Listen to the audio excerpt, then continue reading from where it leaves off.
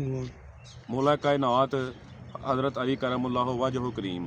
पूरी दुनिया में हज़रत अली वो हस्ती हैं कि जिनकी वलादत काबे में हुई और उनकी शहादत मस्जिद में हुई। आप सुबह की नमाज के लिए जा रहे थे और आप मस्जिद में मौजूद थे कि अब्दुर्रहमान इब्ने मुलजम उसने आपको ज़रब लगाई सजदे में और आप उस ज़रब से शहीद हुए। हज़रत अली जंग के दरमियान आपने 87 जंगें लड़ी, किसी जंग में भी आपको एक जंग में भी शिकस्त नहीं हुई, सब जंगों में आपने जीत हासिल की।